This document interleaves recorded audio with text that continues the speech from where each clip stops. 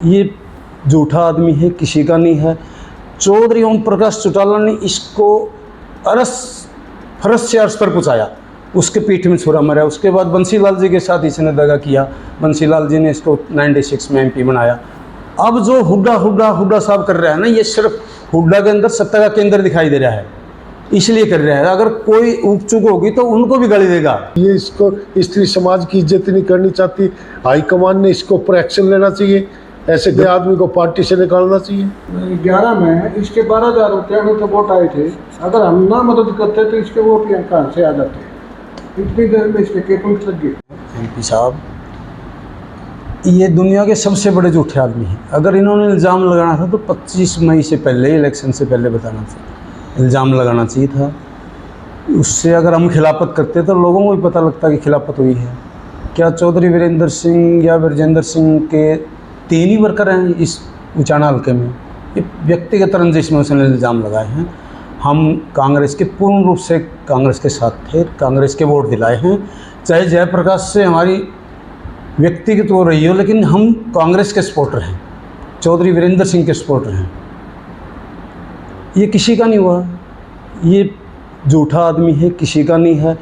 चौधरी ओम प्रकाश चौटाला ने इसको फरस से अर्श पर पहुँचाया, उसके पीठ में छुरा मारा। उसके बाद बंसीलाल जी के साथ इसने दगा किया, बंसीलाल जी ने इसको 96 में MP बनाया। उसके बाद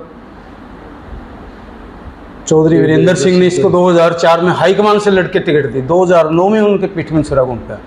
ये चौधरी भूपेंद्र सिंह हुड्डा का भी नहीं है, उनको सिर्फ सत्ता का केंद्र दिख रहा है हुड्डा साहब। 2014 में उन्होंने जयप्रकाश ने किलायत नाजमंदी में 24 सितंबर को हुड्डा साहब को विश्वासघाती, मित्रघाती, षड्यंत्रकर्ता, और स्टेटमेंट है ये अखबार में दी हुई है, मेरे पास है इसका, कि इस हुड्डा साहब ने षड्यंत्र के तहत मेरे को पार्टी छोड़ने में मजबूर किया।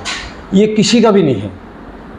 ये 2 दिन पहले यहाँ आया था, कह रहा था कि मैं चौधरी वीरेंद्र सिंह बुजुर्ग हैं, मैं उनका सम्मान करता हूँ। ये किसी का बुजुर्ग से, जो इस समाज के महापुरुष हुए हैं, जो चौधरी छोटू राम और चौधरी देवीलाल जननायक हुए हैं।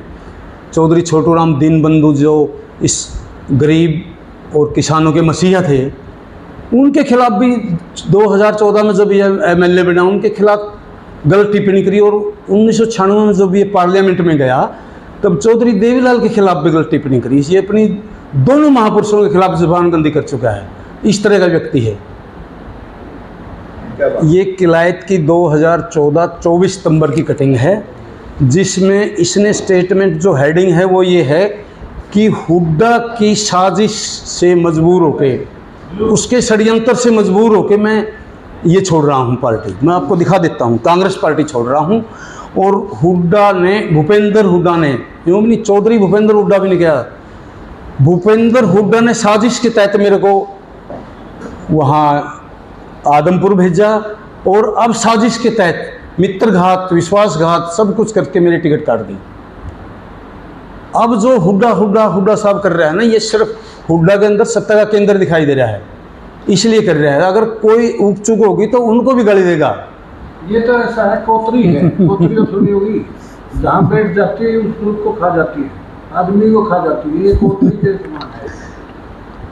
साजिश के तहत हुड्डा ने किया पार्टी छोड़ने को मजबूर। ये रही 24 सितंबर 2014 की है।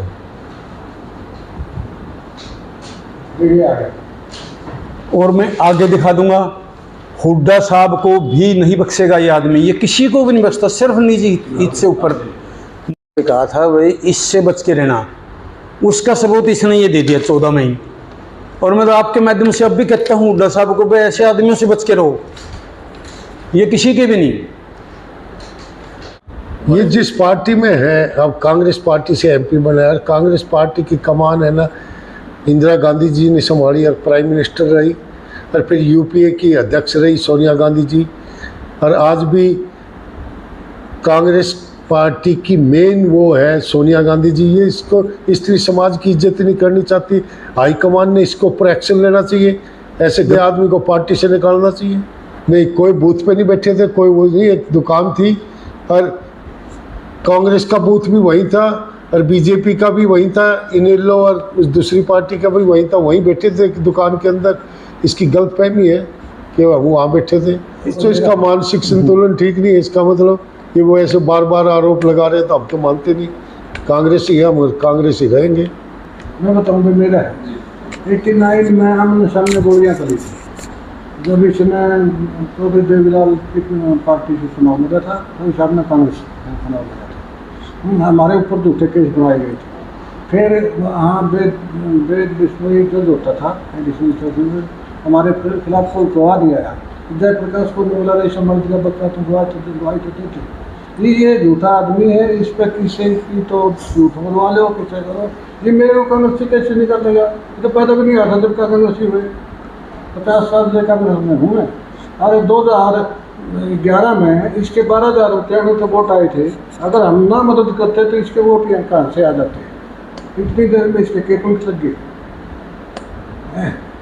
अगर पूरी दुनिया में झूठा व्यक्ति ढूंढे हैं तो सबसे फर्स्ट जयप्रकाश को अवार्ड मिलेगा। ये दुनिया का नहीं, मैं तीनों लोगों का झूठा आदमी मानता हूँ इसको। इससे बड़ा झूठा, थापीमार और विश्वासघाती कोई नहीं हो सकता। जिसने भी इसको अपलिफ्ट किया उसी के पीठ में इसने छुरा मारा है। विधानसभा में अब 4-5 दिन से मैंने यूट्यूब देख रहा था, कैप्टन अजय यादव जी ने बताया कि इस तरह से शाही इंक चेंज का, और किरण चौधरी जी का भी 2-3 दिन पहले आया हुआ था कि शाही बदल दी, दुनिया जानती है। मेरी एक रिक्वेस्ट है सभी पार्टियों से, भाई जो प्रजातंत्र में चुन के जाते हैं वो विधानसभा और संसद में जाते हैं। विधानसभा और संसद ये प्रजातंत्र के मंदिर हैं। प्रजातंत्र के मंदिर में वो शाही नहीं बदलेगी। वो कलम चोरी हुई थी, उस कलम चोर का इंक्वायरी करके पता लगना चाहिए भाई किसने चुराई है। कलम चोर जो उस जगह भी चोरी कर सकता है वो कौन व्यक्ति है, इतना महान व्यक्ति कौन है, उसका पता लगना चाहिए, इंक्वायरी बिठानी चाहिए। कैप्टन साहब तो कह रहे थे कि टिकट बंटवारे की, और कई कह रहे थे कमेटी बनानी चाहिए कांग्रेस को। मैं ये कह रहा हूँ सभी पार्टियों ने मिलके उस कलम चोरी का पता लगाना चाहिए किसने की। आपका नाम? राजवीर बुडायन। जो पूछ रहे थे एमपी साहब, एक राजवीर है, कौन सा गांव है, 40 साल पहले आया था मेरे पास और सब लोगों को पता उसकी क्या स्थिति थी उस टाइम और हमने उसकी क्या हेल्प करी। आज वो जॉर्ज बुश बनता है जो अमेरिका तय है, भाई कौन है ये, कौन सा गांव है।